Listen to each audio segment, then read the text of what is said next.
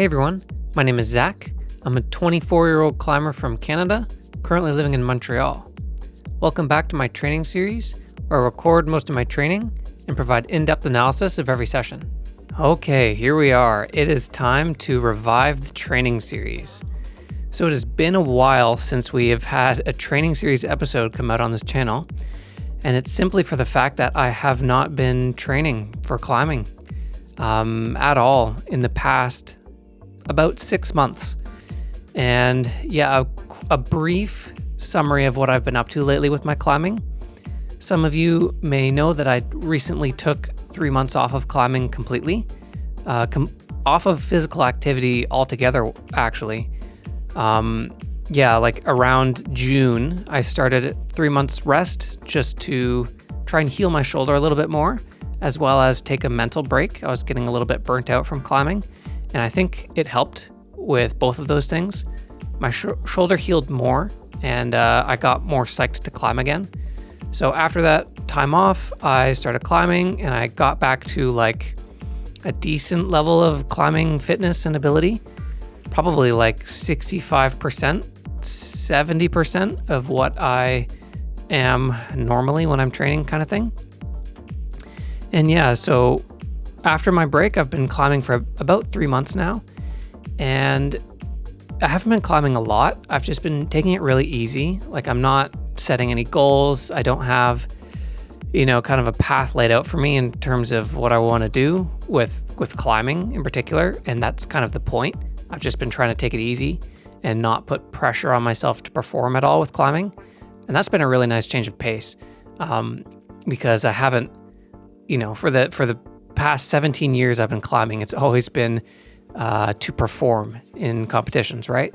So it's been a really, really nice change of pace mentally to just have fun with it. But anyway, that being said, this break has been really healthy and really refreshing, and has actually ignited the itch to compete again for myself. So not just like compete in a competing in general. I guess I'm kind of like transitioning into this new mindset where I don't want to be a climber that competes all the time, and that's sort of like my job necessarily. I kind of want to just compete when I want to. That might be what this is turning into, for my climbing at least. And I think what I mean by this is, if there's a competition that I'm really motivated to train for and compete at, I'm going to do that. And of course, I'm going to document the journey on YouTube as we normally do. And the process of doing that, as well as competing in an event that I'm motivated for, I think is like a really fun way to go about doing things going forward. Rather than just saying that I must do all competitions always, regardless of my motivation level or my psych level, I think that this kind of new idea and new way of planning out my season and training to compete could be cool. So this is kind of where I'm at right now. So anyway, the competition that has sort of ignited the spark to compete again right now is the Canadian National Championships for bouldering. And I kind of had this realization just in the nick of time, I think. And so I say this because we are just about 3 months out from Canadian Nationals right now. And I think that might be the perfect amount of time to get from where I am right now to Canadian Nationals level fitness. And yeah, I say that because where I'm at right now is a really weird spot physically with my climbing. So I think what I'll do is I'll probably talk about where I'm at with my climbing a lot throughout the actual training that we're doing.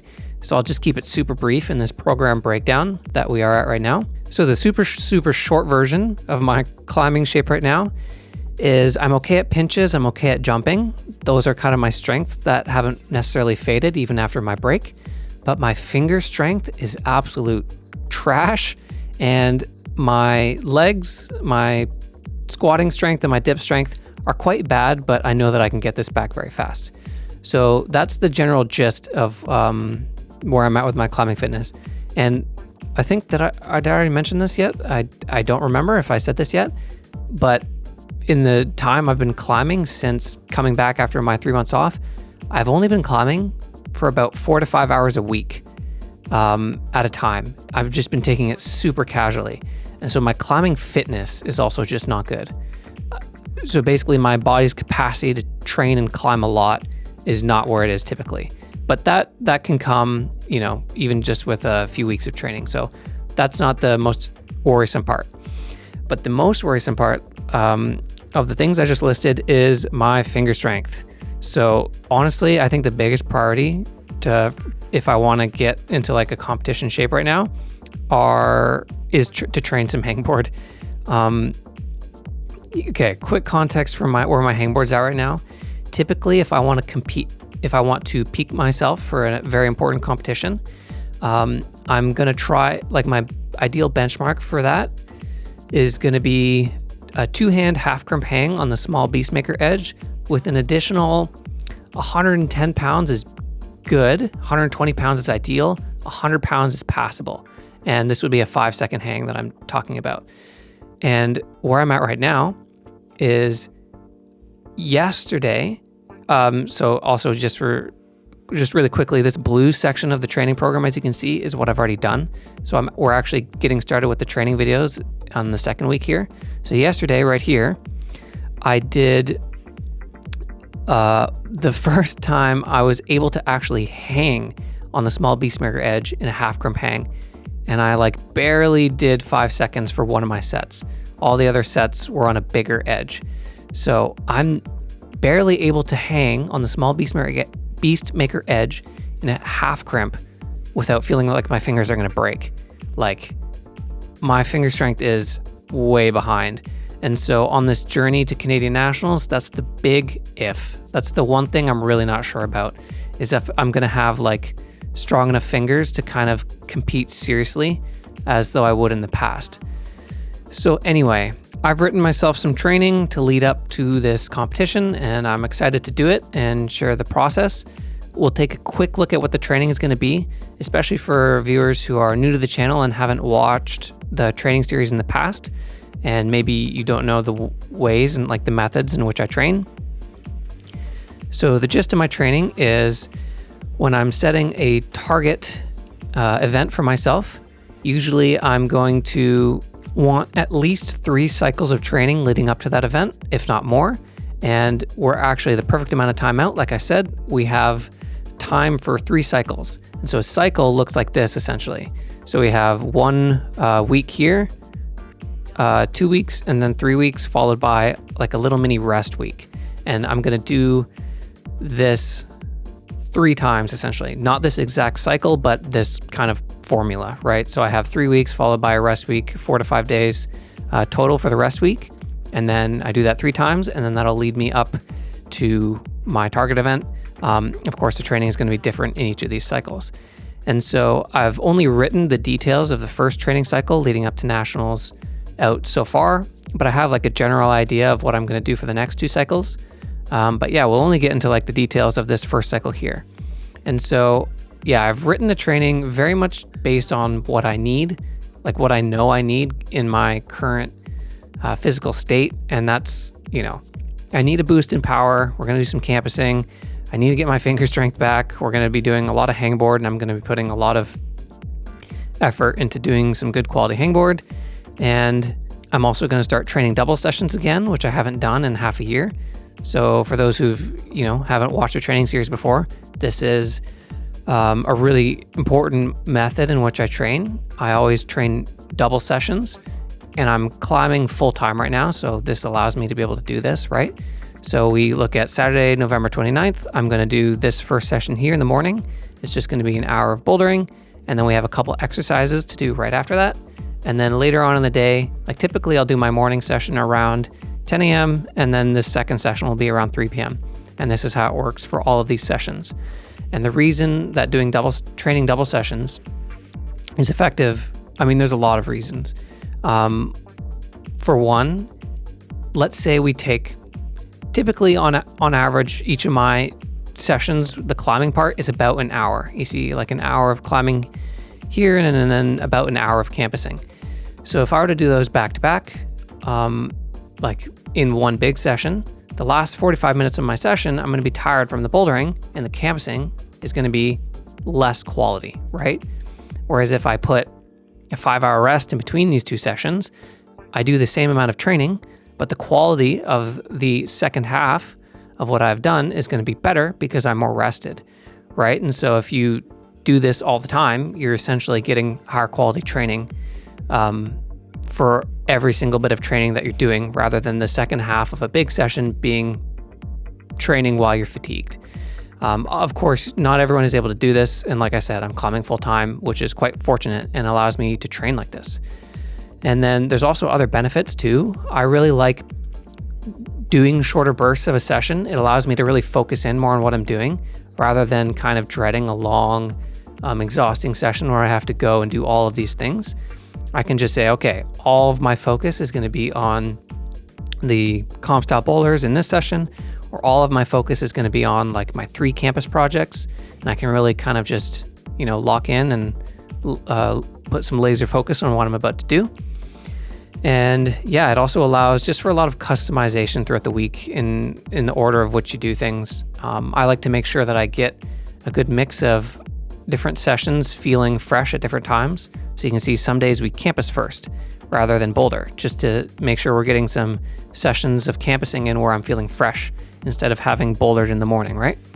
So yeah, there are lots of benefits of doing double sessions, and this is something that I've done for a really long time, and I've loved it and found success with it. And then another really important part of the training that I do that not a lot of climbers do actually, surprisingly, is making sure you're taking rest. If you're training seriously for something, for an event, for, an outdoor trip, you need to make sure you're taking rest weeks throughout your training program to actually consolidate the gains, right? When you're training and you're strength building, you're breaking your muscles down and you need to take rest days in order for the muscles to rebuild themselves, right? So my ratio for a rest week is typically every 3 to 4 weeks, I'll take 4 to 5 or 6 days off sometimes. And yeah, in the case of this one, we're taking 4 days off after our first 3-week cycle. So yeah, that's pretty much what the gist of the training is going to look like going forward. And yeah, we're just going to jump right now into the second week of training. Like I said, I've already gone and done this first week. So we're going to get started with this session here that we're looking at on the training program. Session of bouldering. Not sure where it's going to be yet, so let's find out. All right, so this first session of bouldering is going to be taking place at Rose Block 2. And oh boy, this session was pretty crazy. So like I was saying in the program breakdown, I have just completed my first week of training. And keep in mind, this is my first week of training in 6 months, just about. And for those who didn't watch the program breakdown, really quick summary of where I'm at right now. About 6 months ago, I took 3 months off of climbing completely and totally off of physical activity whatsoever. I just completely did nothing. And then the next 3 months, I slowly started getting back into climbing, and I had basically been climbing maybe 4 to 5 hours a week for the past 3 months. And now, after that little climbing volume, I'm jumping into training, which I have not done in a while.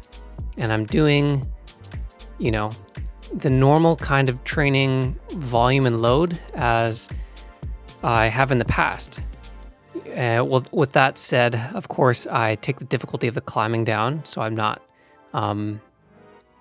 pushing my body too hard and risking injury.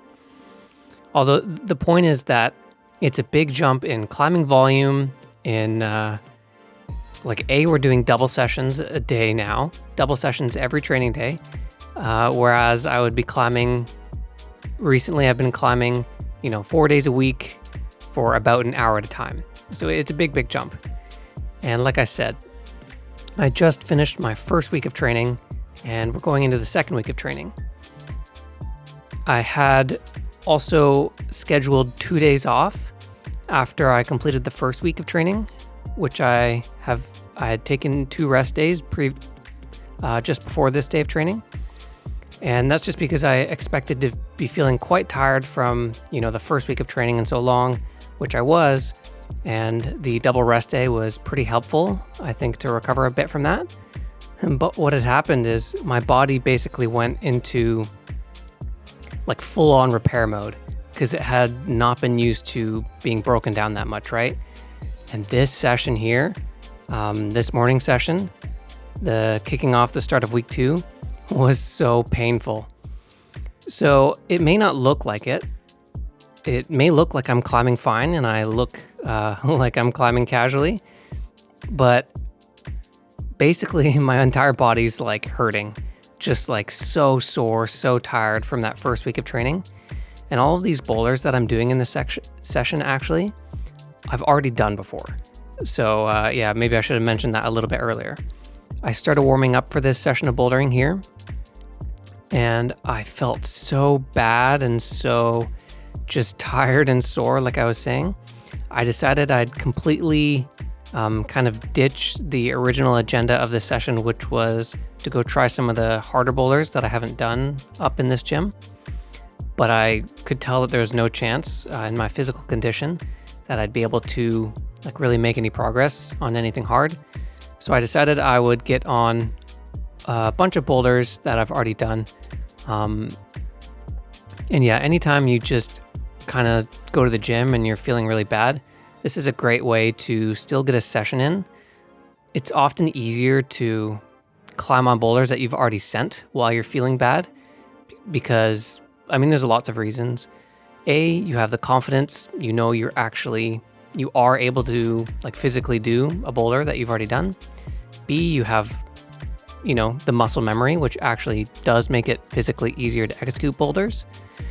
And so all of these reasons help you find a way to salvage a session rather than just like having it completely be a scrap session. And I'm talking about when you feel like really, really bad. Like this session, I felt really, really bad to the point where it was literally pointless to try anything hard, like anything harder than my average climbing level, because I just wouldn't be able to do anything. And so rather than just throwing myself at boulders where I would just be doing nothing on them, I decided to do this instead, just kind of a repeating session. And this is also just good for me to do as well, because in these first few weeks of training, I kind of have to just train to be able to train. And what I mean by that is I have to train my body to increase its capacity to train. Since I've been having such low volume for the past few months, my body can't handle training loads that are too intense. So rather than, let's say I have like 2 hard boulders in the gym that I want to try, and I'm just like falling on the first move because I'm too weak and tired to do anything, that's not really helping my body train its capacity to train, which is important if I want to, do a really intense training program to peak for an event. And so it's actually more valuable for me to kind of make sure I get more volume in right now and just do some repeats, make sure I get a lot of climbing moves in, get my body used to doing 2 sessions a day, lots of moves each session for an hour at a time.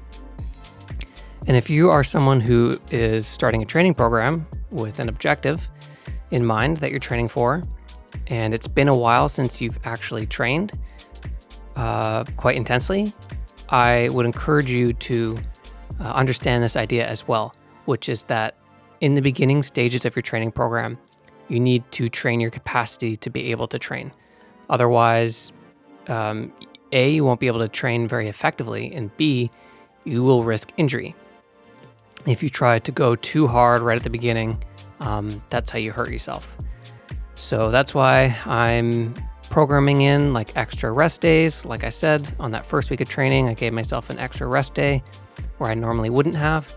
And then I'm also making these sessions where I'm feeling really bad useful in a way by making them repeating sessions, volume sessions, just getting those moves in. And yeah, I think all the boulders I did up till now were all repeats, like I said. And then I had a little bit of a increase, like I started to feel a little bit better towards the end of the session, getting all those different moves in. So I was able to try this boulder here that I haven't tried before. And this boulder also wasn't that physically intense, so my aching body was able to try it. And this boulder here was actually really, really sick. This one was expertly set. Whoever set this one did an amazing job. The moves were really cool and really forced. And also all these holds are like a lot worse than I expected. And this was like a slab that I had to try really hard on. It wasn't just kind of about balance or technique. You really had to try hard to stay on these holds. And that one was really fun. So yeah, I was happy that I stuck with that session and I got the most value out of it. And then for the second session, we're going to be doing some campusing. And I was definitely really worried going into this session that I was just going to be too wrecked to do it, right? Especially coming off of that morning session. But the morning session also kind of worked as a warm-up session and helped my body kind of reawaken itself after those 2 rest days where it kind of tried to go into hibernation mode. So even after just that one session in the morning, it helped shake off some of the rust, and I felt a little bit more strength and power for my relative level going into this campus session, which is pretty handy, as you may figure. I was definitely worried that, it would just be like a campus session that wouldn't be able to happen. So yeah, like I was talking about in the program breakdown, the idea with the campusing that we're going to be doing in the first cycle of training is that I have just been really lacking in power, which figures, I've just been climbing so casually. My ability to pull really hard and also my contact strength has just kind of like faded over the past few months. And I don't think I've necessarily lost it completely. It just needs to be brought back. So yeah, in this first cycle of training, we're going to be doing most of the campusing over the next 3 months, just to really get a nice foundation of pulling power and contact strength back. And then in the second training cycle, we'll transition into other things. We'll still probably do some campusing in the next cycle as well, but we also need to focus on like some skills and some performance stuff to get competition ready. So with the campusing, it's pretty interesting, honestly. My goal of this training program that I'm doing for nationals is pretty much just to get back into shape, into the exact kind of shape that I was in before I took my 3 months off. I think that's a realistic goal for me to achieve physically. I don't think I have enough time in 3 months to necessarily push my level any further, especially with just how bad my finger strength is right now, like I was talking about in the program breakdown. Like, to say that I'm going to become a better climber than I was right before my time off in 3 months is not realistic. So anyway, these campus boulders I'm doing here are quite a step down from the other ones that I have set on the spray wall from previous training cycles. So anyway, the point is, my goal essentially is to be able to work back up to my old campus boulders and be able to do those boulders.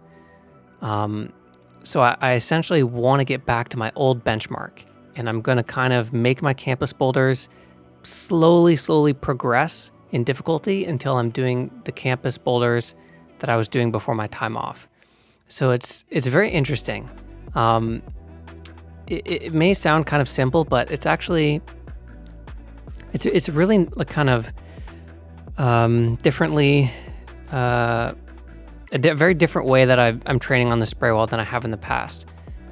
Previously I'm always kind of chasing this abstract idea of getting better on the spray wall and always like trying to get stronger.